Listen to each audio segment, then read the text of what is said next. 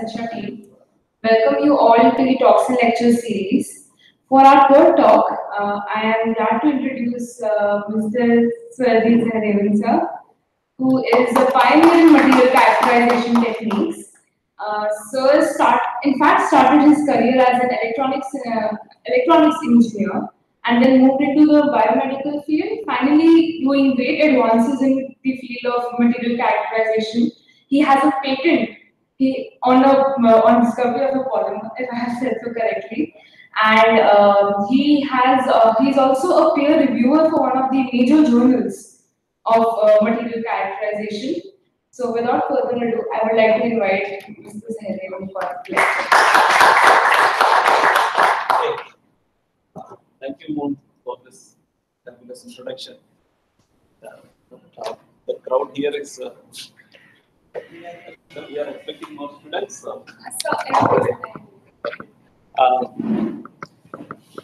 So, should I start the presentation or? So you can start.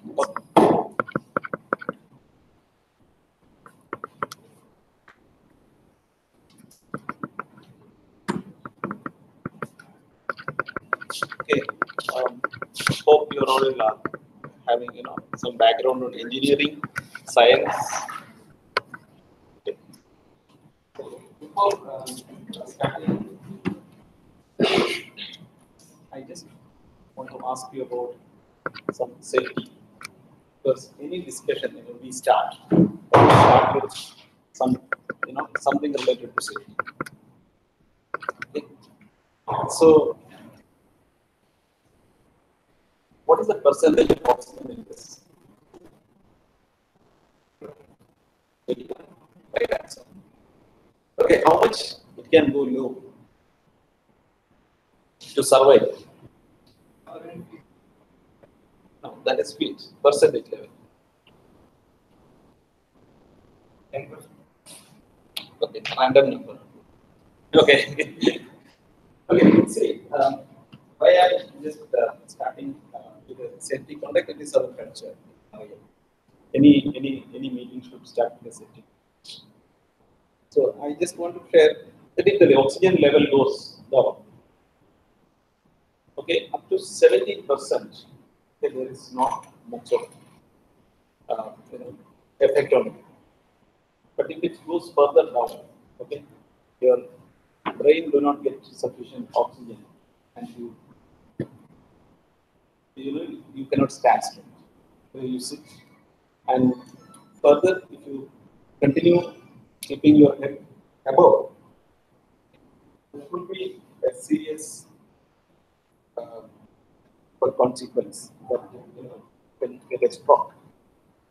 So, in case of an oxygen deficiency, it can cause due to the height which of the current road, okay, 6,000 feet and above, or due to some gas leakage, excess gases coming in the confined area.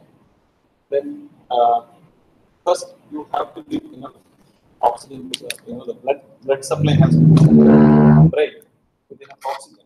You have to lie down. Okay, so this is to just start with the safety. And there are some other policies which we have in Reliance that whenever I am giving some presentation, I have to give an overview of Reliance. And in this Reliance overview, which contains one disclaimer, that means any information which is shared in this forum will be only for knowledge sharing. Okay, and nobody can quote that. Okay, Reliance has made this statement. Okay, it is made by Swayajith Sahadevan. So, and I'm supposed to give a brief introduction about Reliance.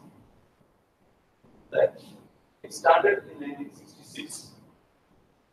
Established textile mill in Naroda, and in 77 it went public, and the shares were purchased 7 times. Businesses like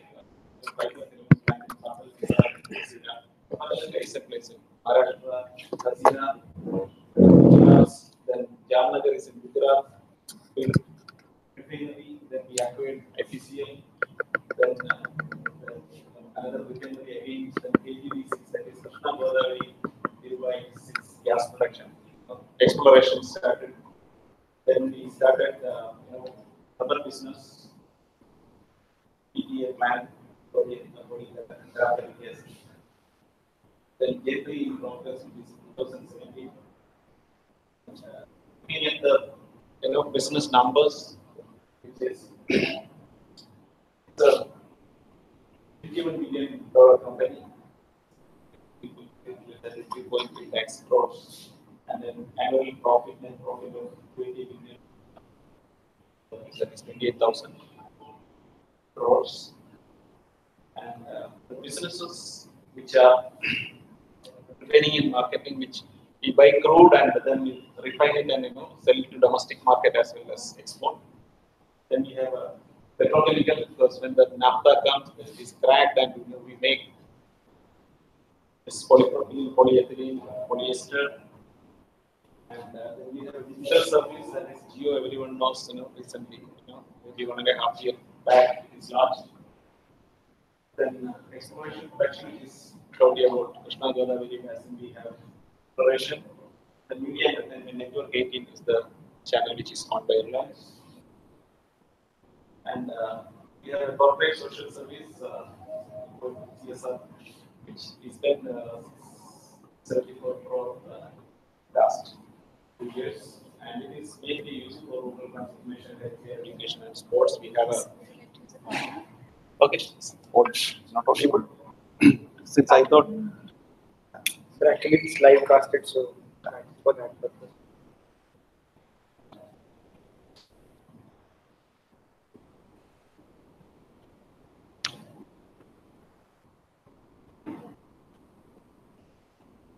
sufficient. Yes. Okay. Okay. So now, in the beginning, I was told this is going to be a life experience of people from external faculties are coming to share their life experience. And I thought what I had to talk about, because I started as a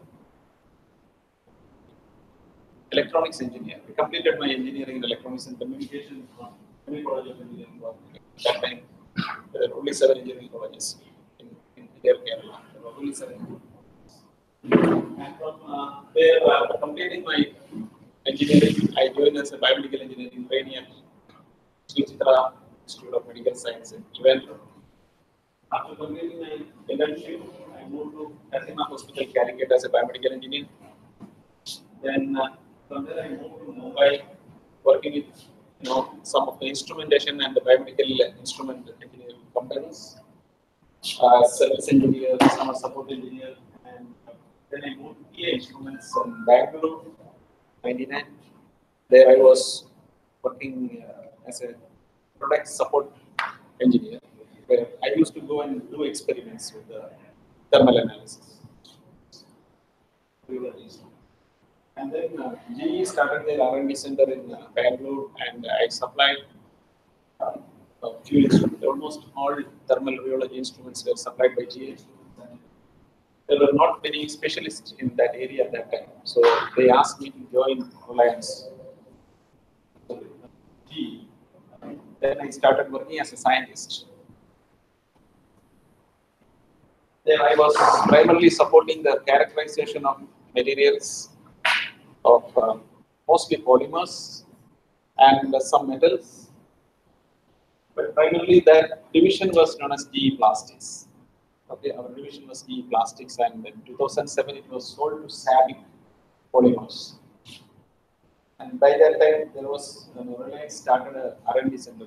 I happened to meet one of my ex-directors from GE in a conference, and he just shared with me that they are going to start an R&D center in Mumbai. So then I had an experience of installation of instruments and setting in laboratories. So I moved over there and we set up a 1,000 crore spending R&D facility, which is right side the picture. Here, the R&D center of Reliance, which houses nearly 500 crore worth instruments with the high-end transmission. Uh, 20 crores. And the analytical instruments itself is more than 100 crores. And maybe about my stories from College of Engineering, because why I am bringing this, because whenever I was studying, I had a passion towards converting my knowledge into applications. So here, electronic circuit, which is designed by me, the story behind this is there was a construction worker who was visiting my home in the evening, got a slip and fall in front of my home. So why it happened? There was no light. So it's a root cause analysis. In the terminology which we are using in management is root cause analysis. Otherwise, I just asked why it happened. So then there was no light. There was a slippery patch which was leading to my home, where he could not see the algae which were there. So he slipped and fell. Then I thought, why, how I can do something to automatically switch on the lights. But there is a condition. I don't know how many of you have studied electronics and logic circuits. Okay. Can you identify that? Which?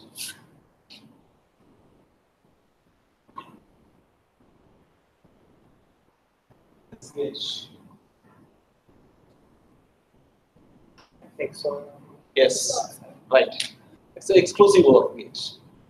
That exclusive OR gate has a typical characteristic. That is when the complementary input comes, 1, 0 comes, there is an output. So I connected my requirement that when there is a light outside, there is no need of a sit-out light. When there is a, when all the people go to sleep, there is no need of light. Okay, this is my logic. Okay, there are some plain logic is there. Whenever there is a darkness, the light starts. Okay, the people who are switching on their light from dawn to the next morning. Okay, then you can use a simple LDR. Okay, but here the condition is that whenever at the night, if people are around at home, the light should be on. So if people are at home, naturally the inside light will be on. So there is a on condition. The light condition I consider as 1. So daytime, outside 1, inside also 1. That is light there, light here. So 1, 1, output 0. There is no light, no sit-out light. When it is night and people are inside, outside it is dark, inside it is light. So we have got a 1, 0 input. So the output goes high. This is how I developed a circuit with drivers and other things. This is a basic third semester subjects. Okay, with which I started working. And then I did my seminar on biotelemetry, which is implanting some sort of sensors inside an animal and sending it to study the characteristics of the animal wherever it moves. All these things were monitored through sensors. Okay. And that I was fascinated with biomedical and other things, so I thought I wrote something on biotelemetry. Okay, then I started my career as a biomedical engineer. So there is a lot of instruments in medical field. Yes, MRI, CT scanner, ventilator, heart machine, test, X-ray machine. This is just for your information or telling what I was doing. I was supporting all these instruments by whenever it's down. Okay, I go repair it. And I learned, what it does. Okay, what an ECG machine does, what is an EEG machine does, what is a heart rate machine. I was just learning all those things, and after that I got bored. So I just left this field. So let us move to the subject which I'm going to talk today. So the materials. So if you look around, you cannot find anything other than materials. Okay.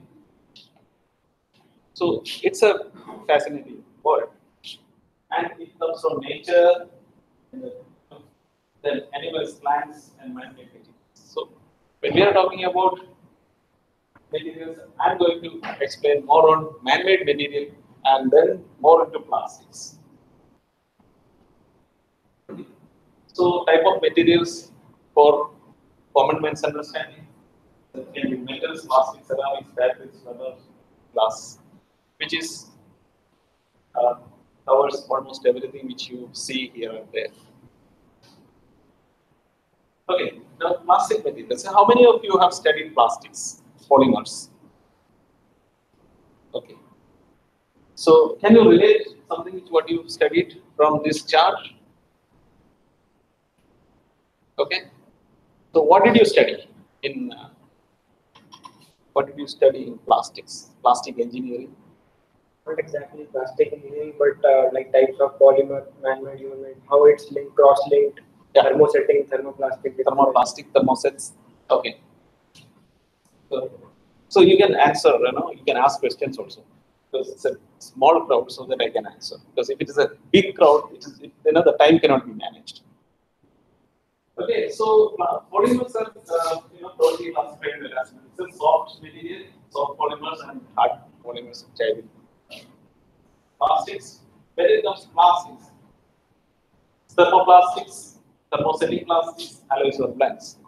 Okay, there are many other classification people make, but I just for the simplicity, I have made only categories. And here, this thermoplastics. What is thermoplastic? like it can be molded into different. Yes, it can be remolded. That means once it is heated, it becomes melt. Okay, when it cool down, it again becomes solid.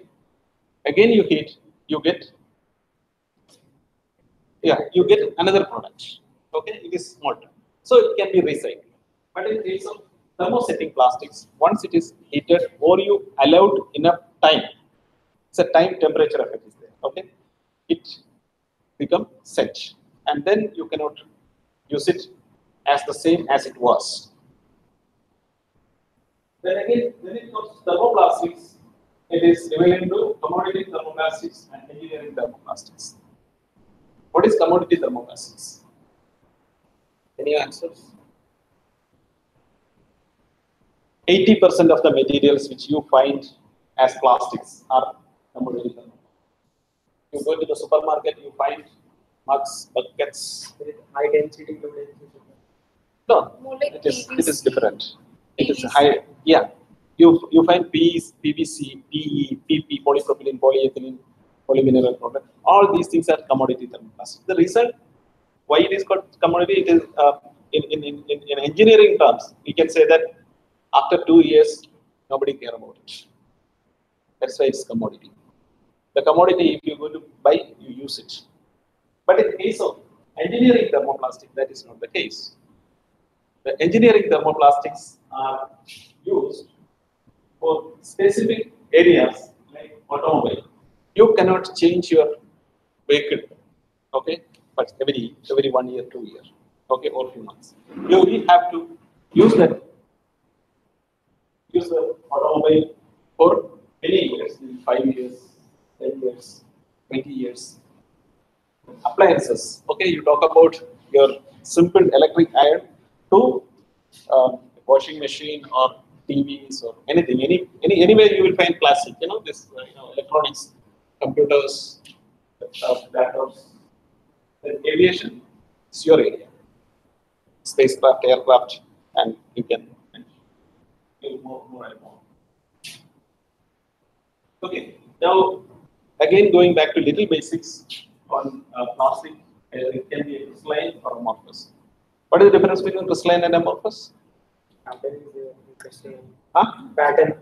Yeah, the crystalline, there is a pattern. Repetition. Yeah, repetition. It is in an ordered manner. The molecules are arranged in an ordered manner. So it's crystalline. And there is no 100% crystalline plastics or polymers. It's the reason that the polymerization process is like that. Okay, you cannot get that much time to get it ordered.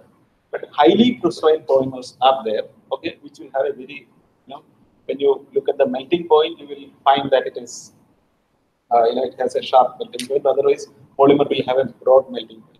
And again, amorphous. Amorphous, there is no order. But is there a melting point for amorphous polymers? Range. Range of melting point? No. Okay, the amorphous polymers have a temperature of processing which is known as glass transition temperature.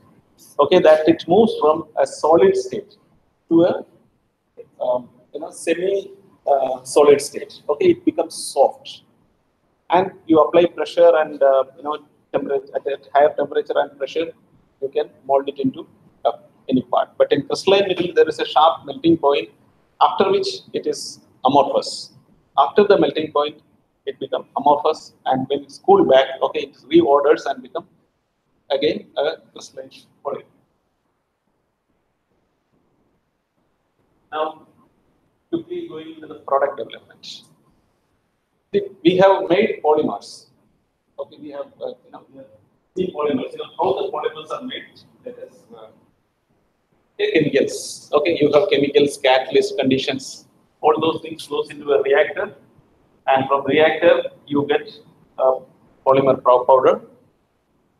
Then this powder goes into an extrusion machine, and the extrudate is pelletized to get pellets, and this pellets goes into a molding machine, and finally you get a product. Okay, this is the product side. I will take each of these product sides. The reactants go into the reactor, and the product comes out. Okay, there we are giving temperature, pressure, catalyst, conditions, all those things. But is it that simple? A reactor? Okay. This is our polymer reactor. Okay. Unless and until you work in an industry, you cannot imagine those things. Okay. Otherwise, in a test tube, you can make many things, but that will not work for the market. Okay. Okay. Now we have got this polymer powder from the reactor. Then this polymer goes into an extrusion machine, the extruder. It goes here with a lot of feedings are there. The polymer as such cannot be used for any product machine. Okay, then it goes for some additives, which gives the thermal stability, UV stability, then antioxidants and are used for anti-aging. And all this goes inside, and there is a screw. Okay, the polymer powder goes here, then the screw runs and it melts and it comes out.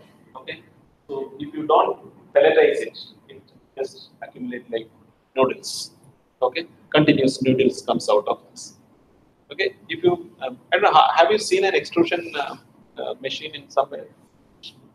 Okay, so have you seen the material coming out? Yeah, good. So then a pelletizers which pelletize it and got polymer granules. Now we go to the molding. So this is our molding machine. This is a small, symbolic representation of molding machine. The large machines are too huge. Okay. Now again, this polymer material goes to the hopper. Then there is a screw which comes and give ultimate shear. So that there is one topic which I am not taking here, but I am just talking about is a shear. Okay. When this material, the rheology part I am not covering today. See, when this is stamped in this injection molding machine, the material becomes very thin. That means its viscosity comes down, and when the viscosity comes down, it just flows like water. Okay, so otherwise, unless and until we give such a high shear, you cannot get products, and there are so much of engineering and science going behind the processing, and I cannot cover it in unless and until I get 2 days, I cannot cover that processing techniques. Okay, then it can be a molded part. Okay, depending on the complexity, we get the parts as assembly as a full product or maybe a part. Okay. Okay, let us go to the next materials in aerospace. Okay. See, this is in an aircraft. Okay, I am just referring to aircraft because I have seen only aircraft. So I don't know whether you have seen spacecraft because you have the opportunity to see some of these launch vehicles and other things which I never got an opportunity. Okay, see when we are selecting these materials, because now we are coming to the material selection, we look at the properties which are required for each area. Okay, this is only for example for just giving you an idea about the properties which are manifesting to get into this aircraft, which is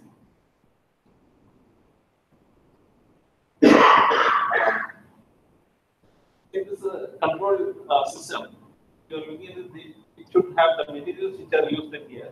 It should have enough heat resistance.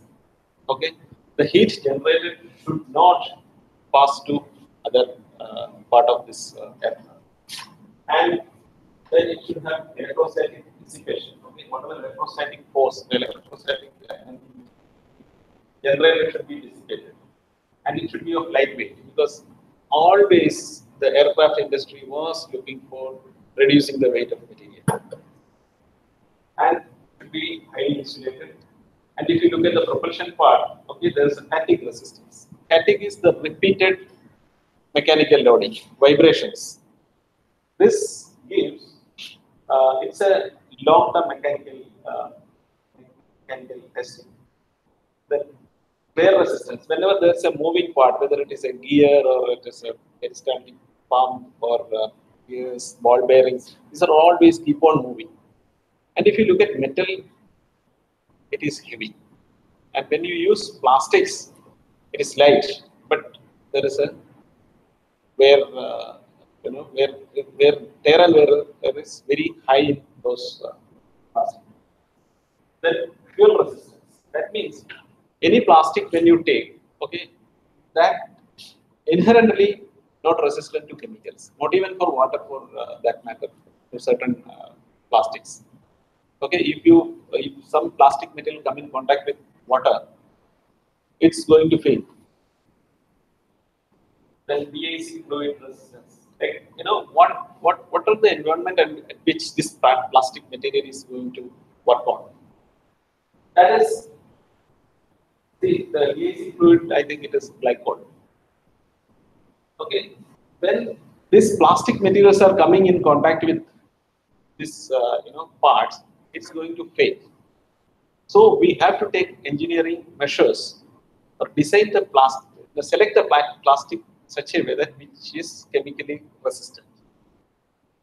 Or structures, thermal insulation. Okay, see the temperature which is generated in the engine, it is very high. In the order of, it can go from 200, 300, 400, 500, 600, any temperature, depending on the kind of aircraft it is. If you see the fighter planes in the back, you can see, flames coming out. Okay, it is red hot. Okay, then low friction. The low friction, the friction, material to material friction is there, air to material friction is there, the surface finish. All this matters in selecting those materials. Chemical resistance. Hydraulics, the hydraulic fluid which is used in air. And then interiors, the plate redundancy, noise reduction, lightweight. See, how many of you have observed the noise from a mix at mixing? So, have you heard about some mixing that quiet, silent? How it is achieved? How do they achieve silent? It is all. There is a motor, there is a body. That's it. But how they achieve this noise reduction? Damping of the vibrations. Yes. How? material that can not transmit the vibration to the other. Okay. Okay, see, it is in engineering, in plastic engineering, what they do, they add materials which absorbs that energy. Okay. See, if you add rubber, more rubber to this material, to a polypropylene or polyethylene, what happens? That material becomes soft and it will not make flux. But at the same time, what happens? The strength of that material goes down. So you optimize in such a way that select the right material and process the material with additives which will absorb that energy.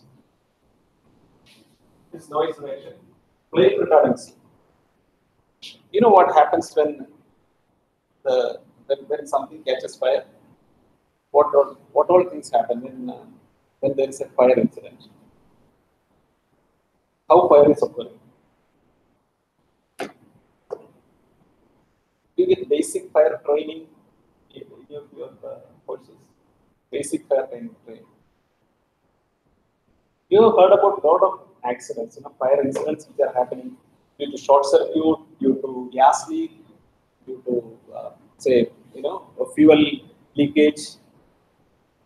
See, for fire to occur, there are three things which should be present. First, temperature. Second, fuel. Third, oxygen. Okay. The beginning I talked about oxygen. Okay. The oxygen for our life, similar to that, the fire also oxygen is like that. See, when sufficient material is there, and if sufficient temperature is there, oxygen is around, and a small flame can create a big fire. Okay.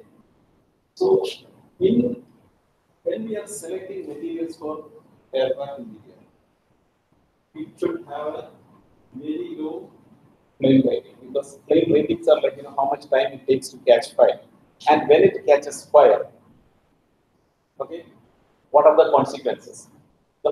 Most of the time, the people die in a fire incident is not because of burns, but because of inhaling toxic gases or inhaling particles, smoke. So when the material is selected for interior, it should have a flame retardancy, because even if you light a lighter and keep it near to the plastic, it will not catch fire. Okay. Now it's like the lightweight and design friendly. If you want strength, okay, you can go for a high molecular weight material, but whether it can be processed in the way which you want, because if you want to mold large articles, you have to have a viscosity which is very low. Okay, then only you can make big articles like blow molding and different molding processes are there. Cannot cover it in this session. Okay, so engineering design data. See, when you are looking at a material data, there are nearly 70 different data which is measured in the life of a plastic for an application. Okay, starting from reactor to the end product, you have more than 70 parameters which are measured. Okay, the first, normally they go for MFI, that is melt flow index, how the material flows. Here, I am talking about engineering design data. In engineering design data, there are a handful, like maybe 15, 16 parameters with which you can design engineering part. First is tensile, fractional, then compressive. These are all mechanical properties. And then impact, again another mechanical, how much energy is required to break that particular material. then thermal conductivity, coefficient of thermal expansion. These are the two techniques which I am going to explain in the next coming slides. Let us move to a composite material. Okay, what are the properties which you look for composite material? See, here if I am taking the body paint of an aircraft, which is modeled here,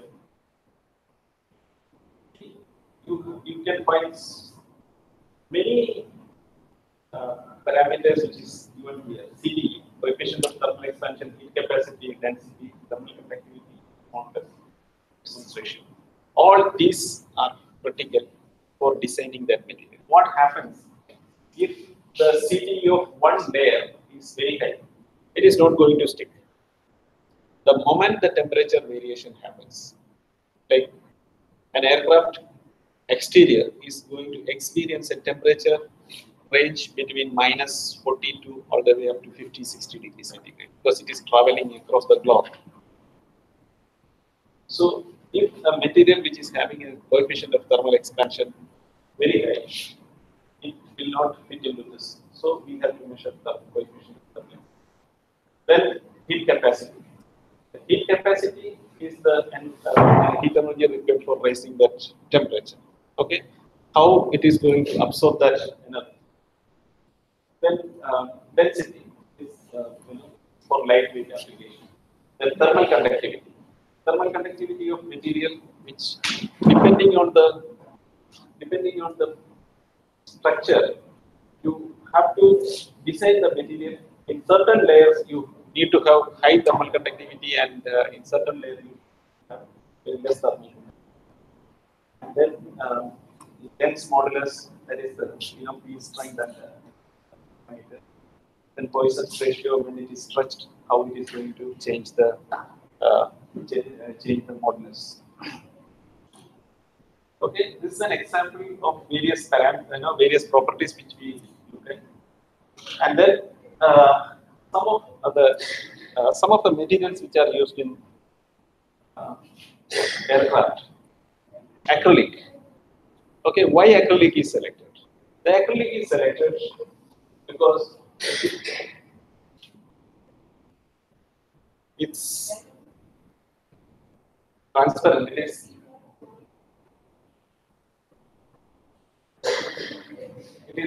transmits 92% of white light. Okay, and it has a very good impact strength. It is used in exterior. Okay, if a small bird comes and hit, okay, it should, because the momentum which carries when an aircraft lands, it's too huge. The velocity and the mass, okay, that creates the momentum, and with that impact, it should withstand that energy. Okay, and it should have a very good dimensional stability and low molding. See, whenever this material is selected, the design, once it is designed and extruded or molded out, okay, it should maintain its size, dimension, shape as per design. Most of the plastic material have this drawback of mold shrinkage. Okay, you mold a material with a thickness of 10 millimeter, and when it is, if the mold is designed in such a way that it is, 10 millimeter, by the time you get the product, it may be 8 or 9 millimeter. Okay, this is the dimensional stability. And weatherability and resistance to sunlight, because this is used in exterior. And plastics are inherently not resistant to the UV, ultraviolet. Okay, when UV comes, a transparent material will turn to yellow. If you look at some of the cars headlamps, okay, when they go and replace, normally in India, where you will find one of these headlamps are getting broken, and if you go to a local shop, you will get this headlamp. By buying, it is clear, transparent. But after 3 months, 6 months, you will find that it is, one lamp is the one which is bought for low cost is turned into yellow. Why? Because of its low UV resistance. Okay, and it oxidizes and it turns into yellow. So in aircraft, in aircraft or in the engineering application, you cannot afford such, such low quality materials. Then polyamide is problem. This also labeled as no smoke comes out while burning. Okay, the smoke which is coming out of a material, out of plastic, is very critical for safety. Then it is stable up to 260. Most of the materials which are used in the aircraft industry are high temperature, materials. Because normally, if you look at polypropylene or polyethylene or polycarbonate, most of the material service temperature is below 150, 100 degrees, 110, 150, that range. Okay. Then ETFE. ETFE is also known as Teflon. Teflon is very flexible material at low temperature. What happens when a plastic material is taken to very low temperature? What happens? Brittle. It becomes brittle. You just crush it. It become crushed into pieces, just like puppet. And this material, even at minus 100 degrees centigrade, it is flexible. It is always show the ductility, not the, and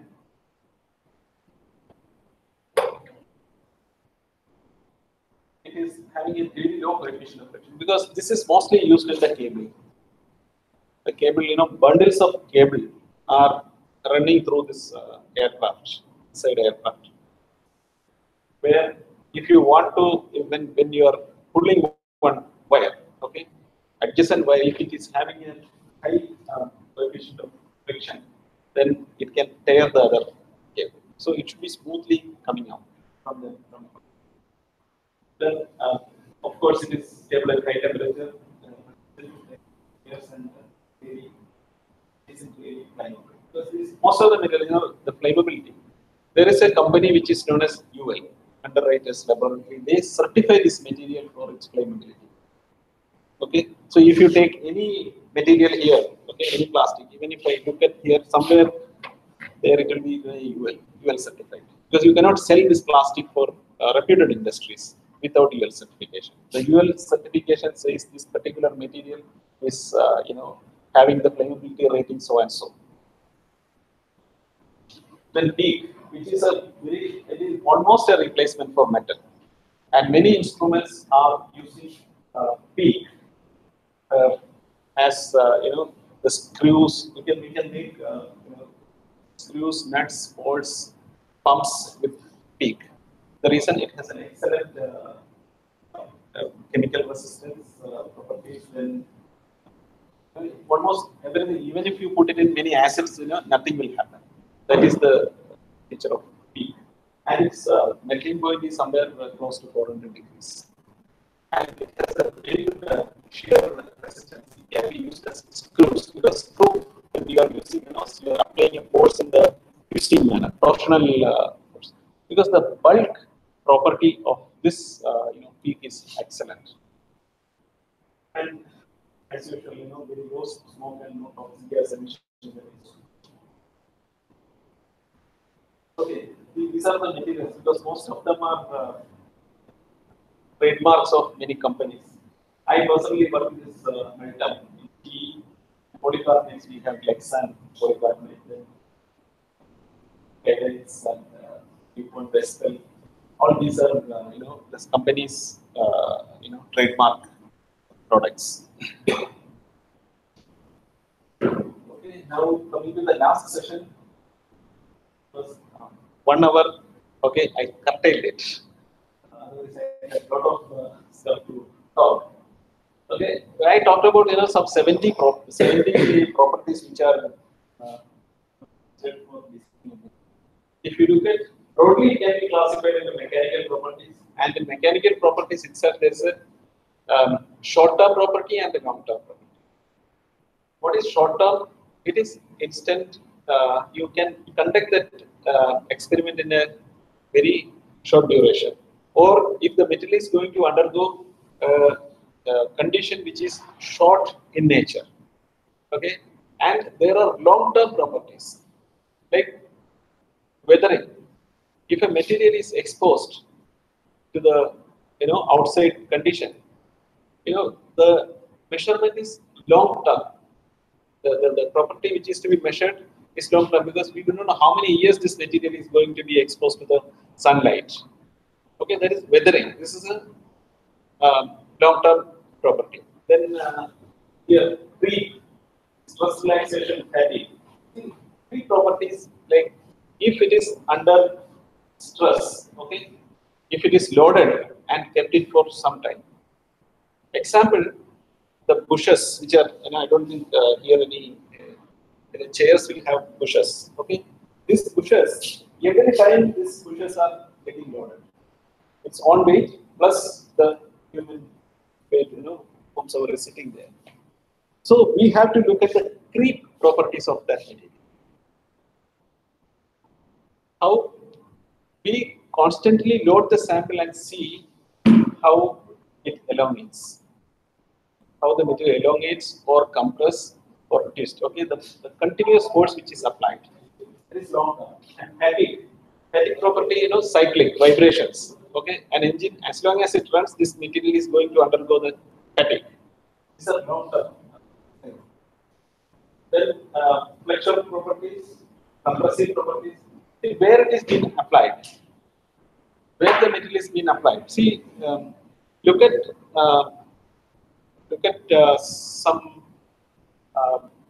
some beam which are kept between two studs, and if you are applying some force, it is going to undergo a flexural loading. I'll show you a couple of slides, a couple of pictures on different loading conditions. And then these processing parameters, water shrinkage, viscosity, solution viscosity, viscosity versus shear weight curves, flow rate.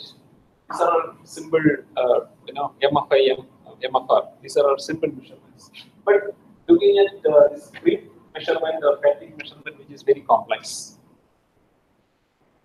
And the thermal properties, DTUL, that is deflection temperature load. You load a material and see, over a period of time how it is going to deflect. So the coefficient of thermal expansion, I mark it different color. I am going to explain those properties here in detail in the coming slides. Specific heat, relative thermal, relative temperature index, RTA. This is another property which is measured by UL. What it does, they keep the material in oven at elevated temperatures and keep on taking it back on a period. You load hundreds of thousands of samples in an oven, take it out on a weekly basis, and then you measure the properties, pliability, tensile properties, and mechanical properties, and see how the material is going to behave over a period of time. It's a long-term test. So what happened, because the material which is undergoing such conditions, okay, we are going to use certain materials at high temperature for a long time. Today, immediately after the material coming out of your molding machine, have a mechanical property, say like its tensile strength is say 10 megapascal. But if it is heated for some time, the internal molecular structure is going to get disturbed, and it is it loses its property. It is mechanical integrity is lost. And see look at some of this plastic buckets. Okay, you keep it in sunlight for some time, it becomes red bucket turns into white. Okay, the dye is anyway gone away. And if you keep a white bucket, it becomes brittle after some time.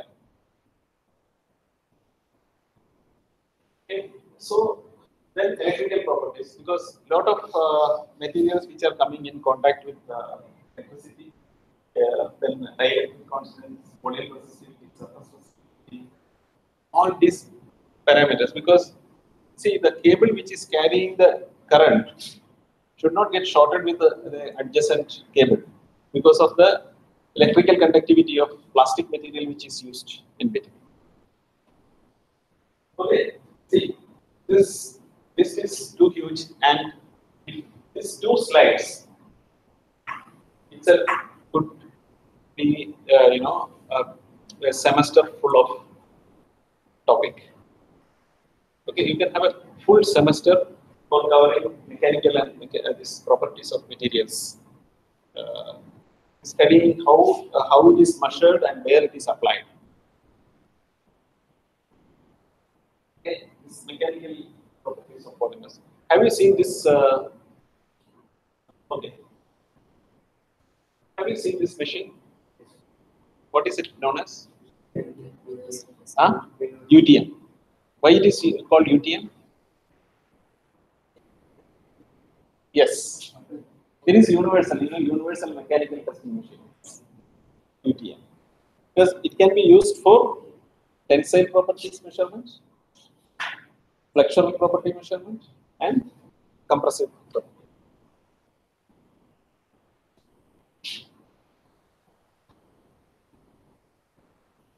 Okay, so here there is a sample. Have you worked on this machine? Have you mounted sample? Okay, so you loaded the sample and measured the mechanical property. Then I for the interest of those who didn't. In this, there is a load cell which measures the stress, and there is an extensometer which measures the strain. The stress strain curve gives you all the properties, tensile properties. Okay, so here there's a curve which talks about proportional limit. This is the limit by which the stress strain is going to be linear, and then it is having an elastic limit. That elastic limit is the limit till that point. Okay, the material, once you release your applied stress, when you reduce it to zero, this strain comes back to zero. Okay, the only difference between proportional limit and elastic limit is up to proportional limit it is linear, and here it is non-linear. This region is non-linear, and then this yield point, that is the point where even if you remove the stress, the material will not come back. And then it goes for ultimate strength. And at ultimate strength, it reaches the maximum strain. And then in this region, the strain happens because if you look at the material, have you observed while the test is going on? See, initially you cannot see any difference. After some time, it goes stretch, and the thin material comes, and finally there will be one area, one small portion, which become narrow. Okay, to break. So this region is up to here. We can say this is ultimate strength, and beyond that we don't. Here, what happens? The thickness of that sample goes much bigger and become separate.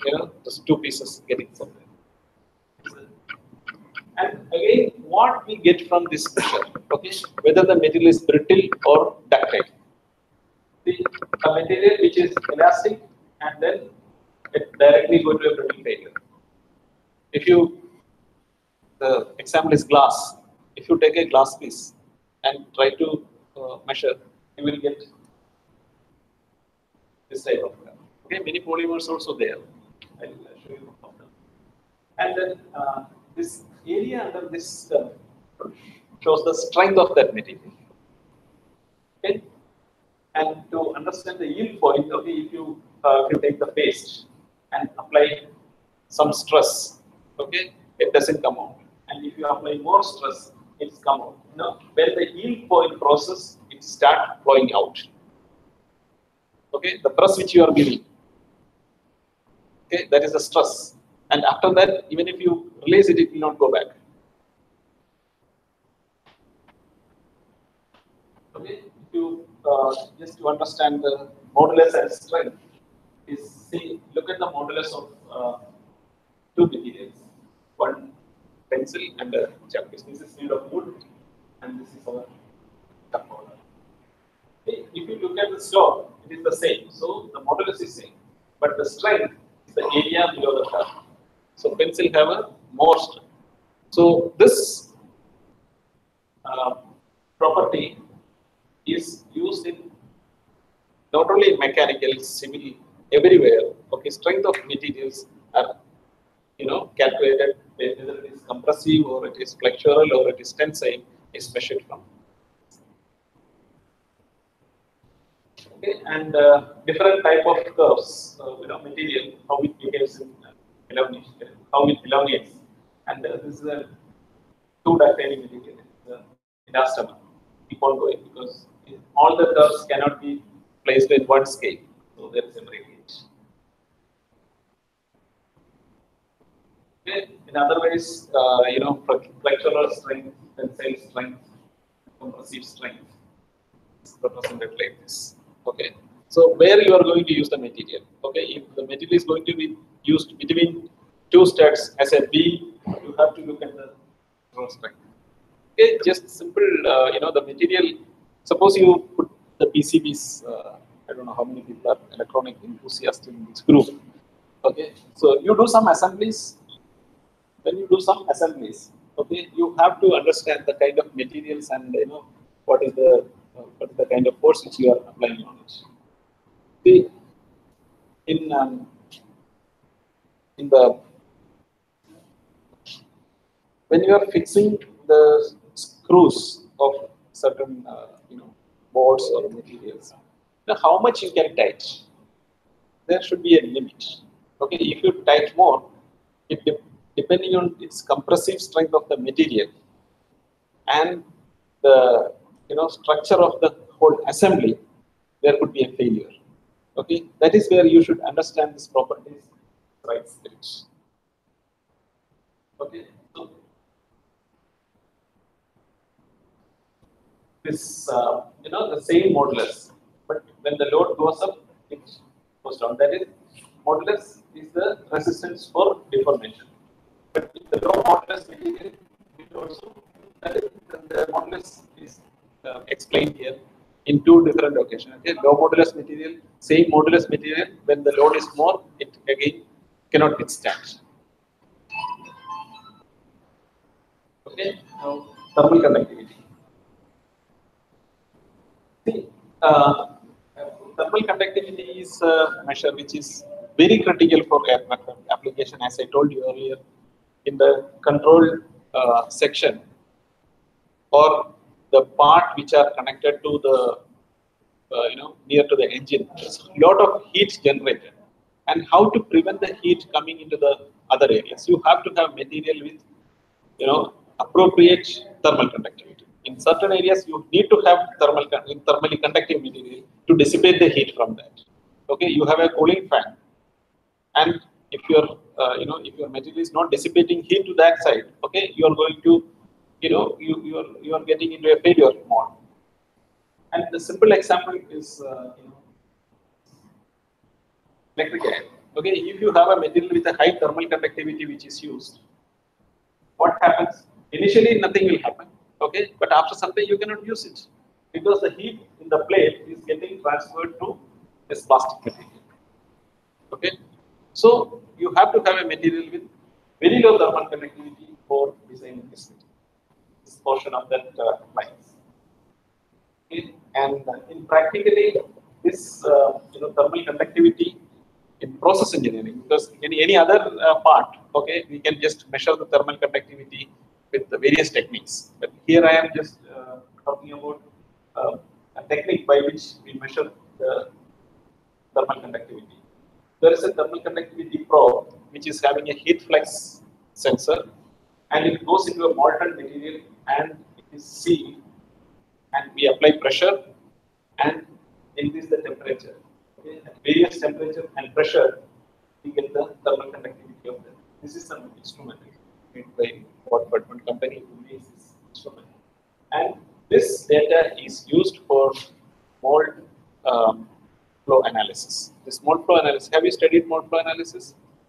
Because you input parameters like heat capacity, thermal conductivity, motion gauge, thermal conductivity by line source method, then tensile, tensile properties, CTE, all this engineering design data has gone into mold flow to get how your molded part is going to come out. To get this detail, you have to measure thermal conductivity. Okay, another one is coefficient of thermal expansion. Here is an instrument which is known as TMA, thermomechanical analyzer. As a function of temperature, the dimensional changes are monitored in this instrument. And the fundamental principle at the room temperature bar, when it is heated, it is going to elongate by delta L, and coefficient of linear thermal expansion is measured entirely by L, the difference in temperature, and it is meter per degree centigrade or micrometer per meter per degree centigrade the unit comes. Okay, so that is how theory goes. And let us look at practical. See, this is a bullock cart. I don't know, now you are able to see it. Okay, in some villages still you will find. How do they make the wheel? See, they cannot put called now there are all different type of hardness drills are available. You can drill holes and put nails and fixtures. But olden days it was not there. So what they used to do, the wood is cut. Carpenters were good at that time, and they go to they heat this metal thing, okay, and it expands. Then they place this wooden ring inside and let it cool down. That's it. And it will be there forever. As long as the metal is there, the fixture is there, because that is the power of coefficient of thermal expansion. And you would have seen this in way back. There is a gap. The gap is provided to accommodate the thermal expansion of this rays during the summer. When it is winter, the gap will be more. And if you don't have the gap, it's going to happen. Okay, if a technician like it fully across, and this is another major area where the CTE is very, very critical. The reason, you cannot work without a plastic and a metal combination anywhere else. Okay, in PCB you have to have metal, because no polymer conducts as good as metal, and you cannot use metal because there is no metal which is non-conductive as plastic. So to make your circuit, you have to have the combination of metal and plastic. Okay. This plastic have a high coefficient of thermal expansion. They expand very fast, and the expansion ratio goes very high when it is processed at glass transition temperature. And whenever and electronic components, if you look at your laptop, there is a fan inside. Why? To cool the CPU. So the CPU is going at temperatures which are as high as 110, 130 degrees. Some of if you look at some windows of the diagnostic tool, if you open, you'll find what is the temperature of CPU, and the math core processor, what is there. Okay. Every component temperature it shows, and if that expands at a certain CTE, and the plastic expands, plastic also going to experience the same temperature, and if there is a mismatch of CTE, it's going to fail immediately, because if, you would have seen the PCBs how it is made. It is micro cabling and multi layers which are going. So you cannot afford any mismatch in the PCB design.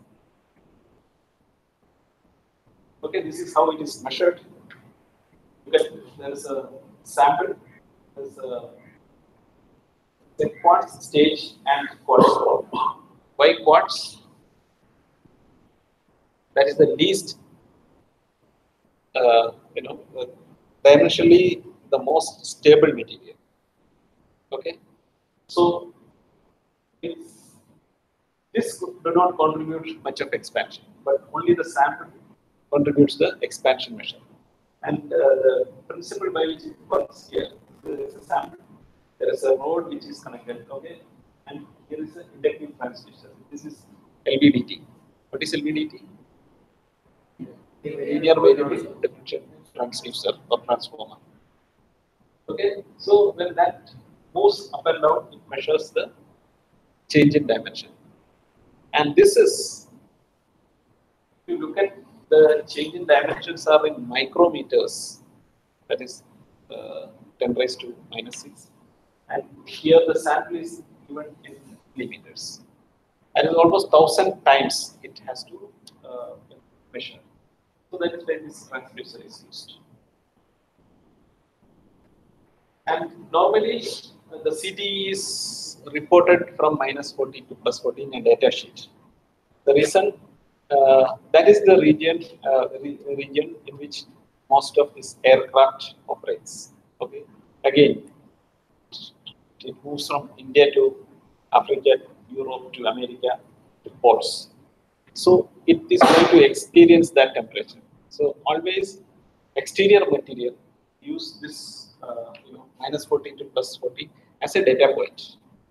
Otherwise, for specific application, we have to measure it at higher temperature. Like if you are going to use peak and PDFE, you have to measure at very high temperature, the CTE. And the comparison of material expansion, classes are always high and glass is the lowest. And that is why it is used in the instrument construction. Okay, this is my favorite subject. How many of you heard about dynamic mechanical analysis? Okay. Okay, how did you come to know about DMS?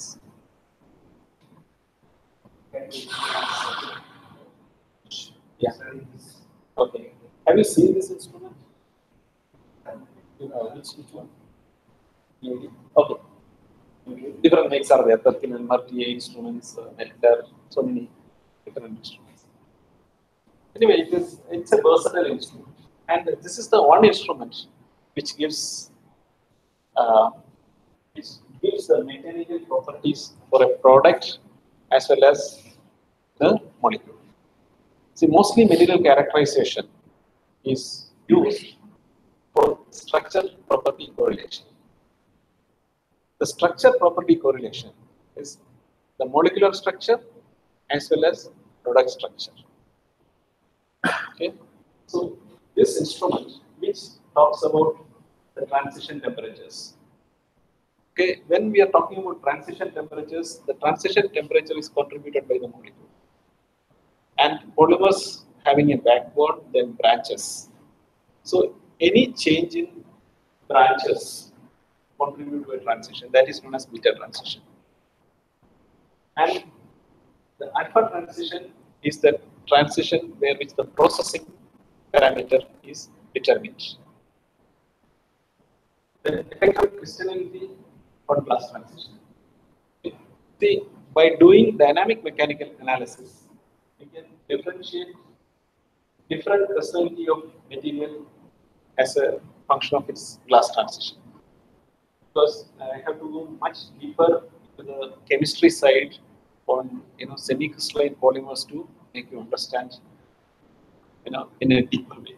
But what I can say, the versatility of the instrument is to get the structure correlation with the chemistry and effect of cross-linking, of build-up on modulus, polymer blend visibility. See, I talked about polymer blends and alloys in the beginning.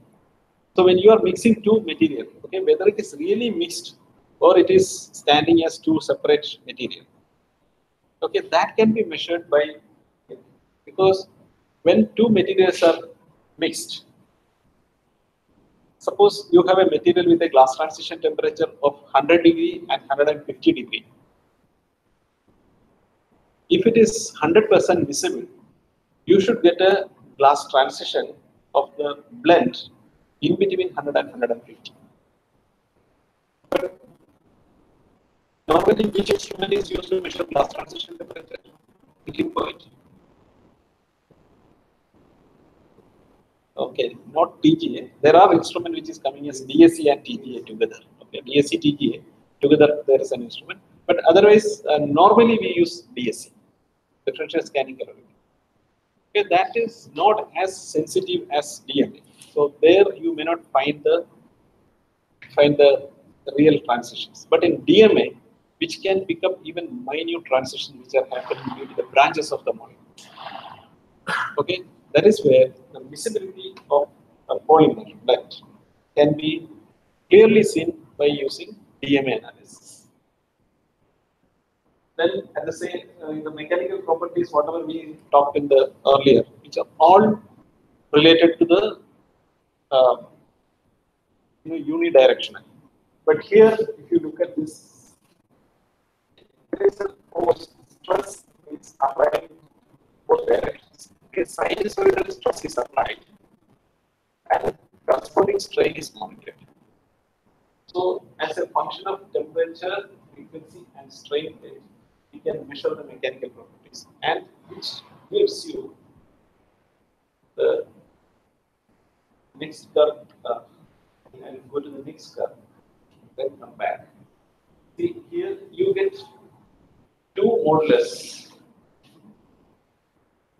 Okay, one is the storage modulus, and the other is the loss modulus. This is the loss modulus. This is the text. Okay, so when we are applying a sinusoidal stress and strain, we get the viscoelastic properties of that material. Okay, there's a plastic is a material which is having both viscous component or viscous nature and the elastic nature. 100% elastic is not. It is neither 100% elastic nor 100% viscous. It is viscoelastic. So this modulus, the viscous modulus talks about the energy dissipation into the material. That is where the noise reduction is. Suppose you want to do a noise reduction in a material, you do a DMA and find out, how much energy is being, absorbed during the entire scan. So there you get the information on how to tune your material to reduce the. Here it shows the modulus of materials. This diamond which is having 1000 GPa, and the plastics starting from 10 GPa. And if you want to get somewhere around, more than say 10 GPa, what you do? You need to use plastic, but you need a strength which is more than 10 GPa. You can do reinforcing. Okay. You put glass fibers, carbon nanotubes, carbon fibers into the material and extrude it and get a material which can go to very high modulus. Okay. And one more point on this slide, as I talked earlier, the structure property correlation. If you look at the minus 80, minus 100, okay, minus 80 degrees, there's a transition. Okay, this is the glass transition temperature of this material. I think this is polycarbonate. Yeah, it's polycarbonate. It's alpha transition. Alpha transition is around 150 degrees, and which is a huge transition. It's a multi-order transition. And here it is having a beta transition.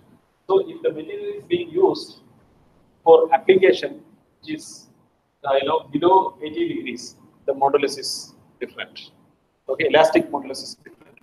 This elastic modulus talks about the surface temperature of the material. Okay. And now I go back to the previous slide and explain that effect of filler. The different fillers, amount, sizes are added, and with the DMA analysis and took the single point data. So here it is EPA. Okay. elastic modulus of elasticity or elastic modulus is given. And see, this particle fiber was given, and different loading happened. But what happened? The modulus is not really increased. But when it is going to long fiber, and when the percentage loading has gone up, the modulus has gone from 5 megapascal to 23 megapascal. If you look at the next slide, it is 25 megapascal is somewhere here.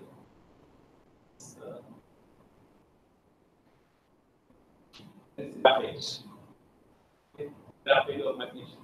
So if you want to replace magnesium with plastics, okay, you have to use this material with the fiber, long fiber. Again, this is the surface temperature. The surface temperature is it's starting from room temperature to going all the way up to 310 degrees centigrade. We are looking at the modulus of this material over a temperature. And if you want to use this material only up to 150 degrees, okay, depending on the application, this material, say, this material costs $300 per kg, and if this is available for $100 per kg, you can take 1/3 of this material. If the application is going only up to, if the operation is between 70 to 100 degrees, something like that. This is where we apply this material characterization techniques to optimize the economics of the industry. Now, see again, this is a comparison. I think that's all I have with my strange career. That coming back to my last slide, where I was. If you have patience, then I will explain. Otherwise, I will not. See, this is in my Fatima hospital when I was working as a biomedical engineer. The open heart surgery was happening, and that was the first surgery in the private sector. The doctor asked me to be a part of that surgery team. Very rare opportunity. No engineers were allowed in operation theatre, but I got that opportunity. And surgery started. Heart is bypassed. Right. Now the patient is on machine. Okay, if the machine fails, patient is gone. That is the situation. Where immediately, that time there was not much of this UPS power supply was not there. There only backup, generator backup. Generator started, but heartline machine didn't start. Okay, see that time. It's a very critical situation, and the perfusionist is the person. The perfusionist is the person who operates this heartline machine, and he was trying to manually keep the pump because this can happen. So they were trained to use. There are 4 pumps are there. He was with another perfusionist. They were moving it like that. And again, how to maintain the speed and rhythm of that heartbeat, because machine everything is set.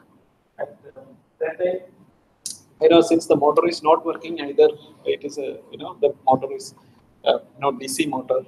Okay, there could be some capacitor which is charged and it's not giving the sufficient voltage to start the motor or something. What I did, I had the toolkit with me. I just opened the behind and then I removed the back panel. I made a master reset. All charges gone, and I put it back. The machine started working. Okay, this is the one case, and the second case was at 2 o'clock.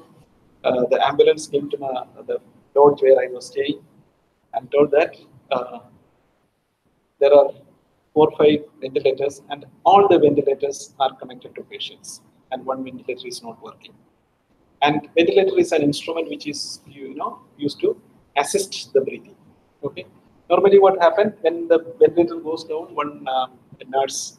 Okay, OT nurse, she goes and we put amplification. Okay, she just presses so that the rhythm will be maintained, because much before this also the surgeries were done. But at that time I went and checked the ventilator is not working because there was a fuse which is blown off. At the night, no service support will be coming from vendor. So no shops are opened. So what I can do, I just find out it is a slow blow fuse, and then I opened another 4 instruments which were idle. Not ventilators, that ECG machines were there, EMG machine was there. All this machine opened and I found the matching fuse 1.5 ampere slow blow. I just replaced it and okay, these are the 2 things I do. Having a better reporting of that is that we wanted to improve the clarity of a material which is layered silicate added to polypropylene, and one of my friend and we two work together. I did the entire characterization of that material to identify the crystallization temperature, because crystallinity is something which matters the phase of the material. If it is more crystalline, more opaque, okay, that is the.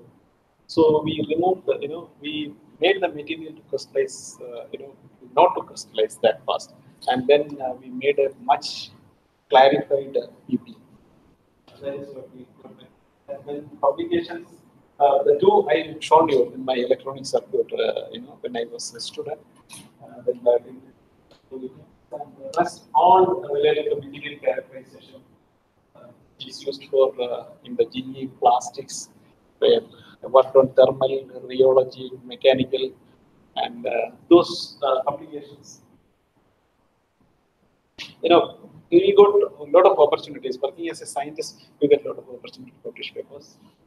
And thermal and rheology, at that time, I got my job itself because of the, because of thermal and rheology, because it was a very niche area where many people were not there. Okay? Very few professors were there who was teaching. But by practical experience, working with customers, mainly with the defense organizations, the DRDO, then DAE, LRD, so many institutes were there in Bangalore. I used to go and work for them to identify their issues and provide solutions. And currently, I am working as a risk manager, which is a portfolio of finance management. Whenever you are taking loan or insurance, okay, these are all related to risk management. Okay, and I am working on risk management of R&D operations where IP risks, intellectual property risks. Suppose you are working on some project and finally you infringe somebody's patent, then ultimately you waste your money as well as reputation at the later stage. And there are huge risks associated when you are working at big corporates. Okay, in small companies it hardly matters. When you are working with very big corporates, okay, the company has enough money, anybody can sue. And that is why I shown my first slide disclaimer that okay, whatever information which is passing here, okay, it is from Swayajith, Sahadevan, not from others. And okay, this is the standard. In 2006, actually, the necessity is the mother of invention. That is the kind of thing, because that time we had a audit, and the auditor came and asked me, okay, where is the calibration standard? So I told there is no calibration standard. Without standard, how you can operate this machine? Then I contacted IIST, and they told there is no standard existing. Then I told, can I suggest a standard to you?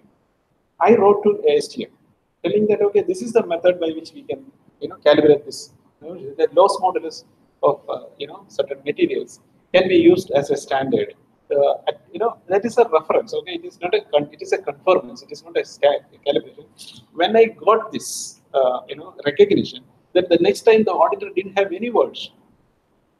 Okay, he had to accept. Okay,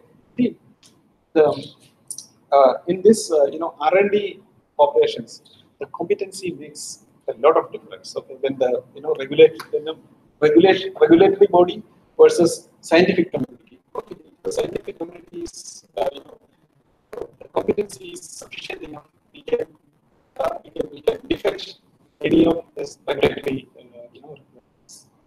Okay, that's all from my side. And one thing which I learned from my college, MI College of Engineering, is knowledge is power. That means, okay, you keep on acquiring knowledge, irrespective of the area, which is from my own example. Okay, I never stopped learning. Even now, I am learning. Okay, keep learning. to enhance your knowledge, and that is your goal. And growth is like my company says. As I told, it started as a small, textile mill, and it gone to the India's largest private sector company. Thank you. Prime question: how many of did you gain anything out of session? Because if you have any doubts, okay, you write to me, because I am not that a great orator to explain everything, because the subject itself is little, you know, uh, strange to the students level, because these instruments you may get to know into the beginning of these things, but getting into the details, you need to work in the laboratory. And I learned most of this thing by hands-on experience. Okay, so if you have any doubt, okay, you can just get my email ID from phone and write back. Thank you. So any questions? No, hardly. I asked few questions to you back. Have any questions? Anything? Because I didn't cover the entire topic. I just took 2 or 3 topics like tensile test and CPE and. So actually, I was intrigued when I read that you had a patent about a polymer. So could you just tell us all a bit about it? Patent? Not patenting per se, but the polymer that you processed. Yeah. Even the papers that we saw that you published, one of them was on aliphatic polymers, right? So if you could just tell a bit. Okay, see, most of my publication part coming from the characterization side. Okay, see, I remember in this particular nanomaterials which we are used to enhance this crystallinity, which is the crystallinity, which was pushing. I cannot go into the details of the chemistry because I don't have a background. So we, we process this polypropylene with layered silicate. Okay, and these layered silicates were enhancing the crystallization temperature. That's what my friend did, and I characterized it using DSC. And many other things like applications which are vapor point depression. That is something which never did. Okay, the people know that BBT with the compound, because it's a totally chemistry terminology. And what I did was I did a BSc experiment under pressure condition, which seal the material in a container with which can withstand up to 1,500 psi. 1,500 psi, so that the material will never get evaporated from that. And at that time, I measured the melting point depression from PBT, which is having a melting point of 225. The melting point was depressed from 225 to 196, which was experimentally nobody was proven. Because the moment you use normal DS is what happens. When the temperature crosses somewhere around 60 or 70 degrees, the solvent which get evaporated, then you are getting nothing but PBT there. Okay. See, these are the the contribution which I made for my publications. Okay, the entire characterization part I was doing. Any other question? Mechanical, thermal, rheology. Like, what about the manufacturing of these polymers in the zero gravity and vacuum? Like, what are the possibilities? Like weak you showed us, it's almost a replacement of a metal. Okay. But in future, like we know, we could manufacture things in the outer space or on the other planets. So, what about the manufacturing at zero G? Sorry, I cannot answer that question. I don't know. See, my level of understanding of that chemistry is not like a polymer scientist. Okay, I am mostly with the material physics. Okay, the subject which you are talking about is a chemistry polymer scientist who would be there. So we had a small presentation as a talk about that.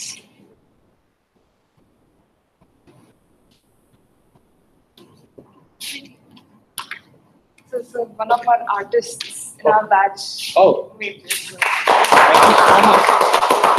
So, thank you so much. I'm really pleased to get